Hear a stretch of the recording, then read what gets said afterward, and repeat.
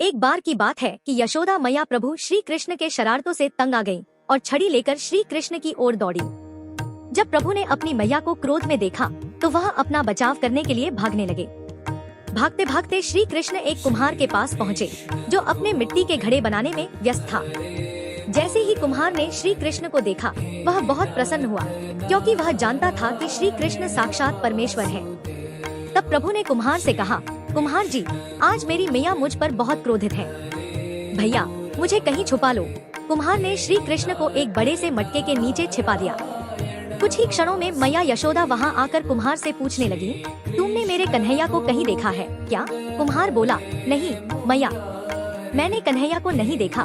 तब मैया वहां से चली गई। अब श्री कृष्ण कुम्हार से कहते हैं, कुम्हार जी, यदि मैया चली गई हो तो मुझे इस घड़े से बाहर निकालो। कुम्हार बोला, ऐसे नहीं प्रभु, पहले मुझे 84 लाख योनियों के बंधन से मुक्त करने का वचन दो। भगवान मुस्कुराए और कहा, ठीक है, मैं तुम्हें 84 लाख योनियों से मुक्त करने का वचन देता हूँ।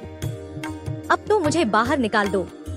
कुम्हार कहने लगा, मुझे अकेले नहीं प्रभु जी, मेरे परिवार के सभी लोगों को भी 84 लाख योनियों के बंधन से मुक्त करने का वचन दोगे तो मैं आपको इस घड़े से बाहर निकालूंगा। प्रभु जी कहते हैं, चलो ठीक है, उन्हें भी 84 लाख योनियों के बंधन से मुक्त होने का मैं वचन देता हूँ। अब तो मुझे घड़े से बाहर निकाल दो। अब कुम्हार कहता है, बस प्रभु जी, एक विनती और है, उसे भी पूरा करने का वचन दे दो तो मैं आपको इस घड़े से बाहर निकाल दूंगा। भगवान बोले, वो भी बता दो, क्या कहना चाहते हो?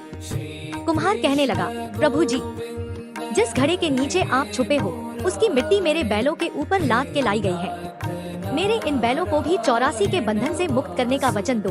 भगवान ने कुम्हार के प्रेम पर प्रसन्न होकर उन बैलों को भी 84 के बंधन से मुक्त होने का वचन दिया।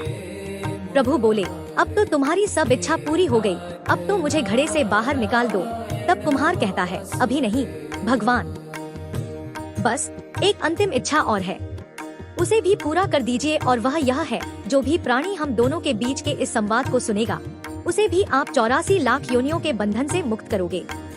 बस यह वचन दे दो तो मैं आपको इस घड़े से बाहर निकाल दूंगा। कुम्हार की प्रेम भरी बातों को सुनकर प्रभु श्री कृष्ण बहुत खुश हुए और कुम्हार की इस इच्छा को भी पूरा करने का वचन दिया। फिर कुम्हार ने बाल श्री कृष्ण को घड़े से बाहर निकाल दिया, उनके चरणों में साष्टांग प्रणाम किया, प्रभु जी के चरण धोए और चरणामृत लिया, अपनी पूरी झोपड़ी में चरणामृत का छिड़काव किया और प्रभु जी के गले लगकर इतना रोए कि प्रभु में ही विलीन हो गए। राम की रामायण, शिव का पुराण, कृष्ण तेरी लीला बड़ी महान।